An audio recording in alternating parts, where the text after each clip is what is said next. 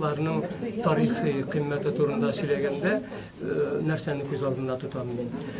Biz həzirki gündə bir 20-ci əsr başında, 19-cu əsr başında işlənən əybirlərini də burunğu əybir deyib yürütəyiz. Həm onların özünün tarixi qiyməti var. Əminə bu, arxeoloji tapıldıqlar. Bundan 700 hatta 1000 yıl elük yasalğanlar.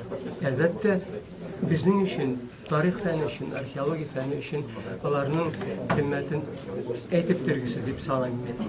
Qızğançlığa qarşı onların tarixi, informatik mümkünlükləri biraz yoğalğan, kimigen. Ne için? Çünkü Qoysa avuldan tapılğan biliriz biz. Ama bazı işleri vaxtında tapılğan bulsa, bu əybirlər kultur qatlamı bilen belliyiz. Nindi kurulmalarda tapılğan, kurulmalarının datsın bilgilərə bular. Həzir biz qaribizdə etəriz. Bu əybir 10-cu hem 14-cü asırlar şırına qarayıb. Əgər də qazı işləri vaxtında tapılğan bulsa, biz onların düvəl datsın edib bilir idik. Kompleks bilen karar idik. Biz neyəli pulu şanışımız da yok. Bir günə orundan tapılğan mı bu əybirlər? Belki bir neçə orundan tapılıb, bir-birisi bilen indi bu talıb bitkəndir. Ne şuna göre? Niye bulmasın? Biz indi özümüzün bu tarihi, medeni baylığının bir ülüşün saklap kaldık deyip eyte aladız. Bu bizim yardımcılarımız hukuk saklav organlarının yerlerini bilen. Hazır mənə şu tapıldıqlarına aparaq, bu avulda yaşayan kişilərinin turmuşun yarısına göz aldına getirəmdir. Ne için deyəndə, bunda qarağız, iş kuralları var. Mənə bu balta 11-ci, 12-ci asırlarda da şuşunday balta olğan, 13-ci, 14-ci asırlarda da. Neşlətdir mənə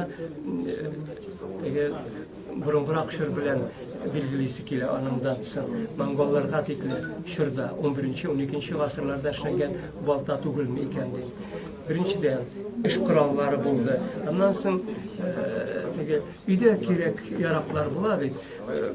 İşe əybirlər alar var. Ondan sonra yüzaq bulğan, əli qayğırdıqında başqa işdə var. Şuşunday əybirlər biz padaq işe əybirlər, onlarda bir qızıq üzünə görə. Ondan sonra soğuş kuralları,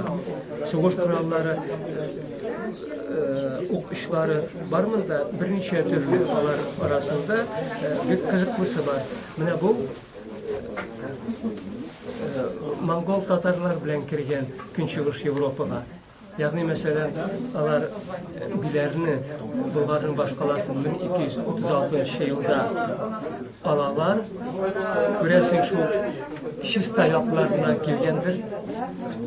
Mongol askerleri çünkü şu yaktan tapıldı. 1236 yıllar tübel güne bilgileri gele bula hatta şu ok işi.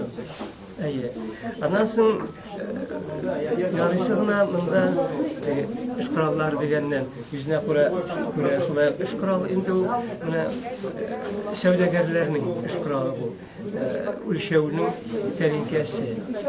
terinkesi. Ondan sonra şu şimdi tavıldıklar var. Bunu biz Rusya Gruzik deyip yürütəriz. Plomba ikinci türlü tavar plombası. Mesela tokumalarının türgörgün belirlep koyarlar da plombulap koyarlar. Buna şu sevde işi bilen belirlenen tavuklar bular. Ondan sonra bir kızın sevde bilen belirlenen tavuklar arasında elbette akşalar var. Akşaların girilişi 10-cu asırga qarayı. Kiçkinə anda hatta 10-cu asır dirheminin qıpılçığı da tapılğan idi. Baylı şuşunda yatağın Әмма күбрәк инде Алтын Урда Чорнокари акчалар. Алтын Урда Чорнокари, аларның bir өлеше 14-нче гасырның, bir өлеше менә бу, мәсәлән, Насырлетдин хәлиф вакытында сугылган 1240-1250 елларда.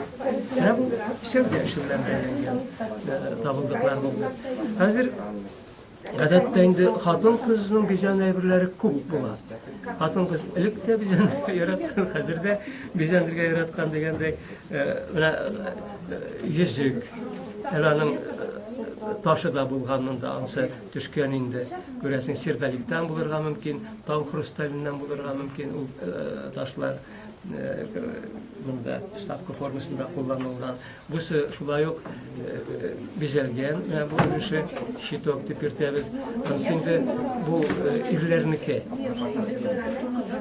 Чөнки зур бу йөзек, аннан соң монда бар беләзекнең калдыклары, кыйпылчыклары әйтергә тулысынча сакланмаган. Аннан соң привескалар, шундай кишкә тагып йөри торган әйберләр булган, бу грушага ошаган. Бу 11-12 гасыр. Бусы шулай ук 11-12 гасыр. Ул дәрегә охшатып шундай уем ясалган, төбендә һәм эчендә шалтырый торган нәрсә бар. Бу 11-нче гасыр өчен бик характерлы. Күрәсез инде дата я 14-нче гасыр, я 11-нче гасыр формасында. Аннан соң менә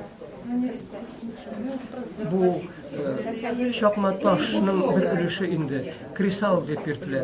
Аның татарчасы белмим инде мин. Ташка сугып шушының белән чатка чыгарганнар. Bu unikal табылдык. Уникаль табылдык. Аның аскы өлеше белән күрәсез, лезвие өлеше тимердән ясалган, калган өлеше ясалган бронзадан.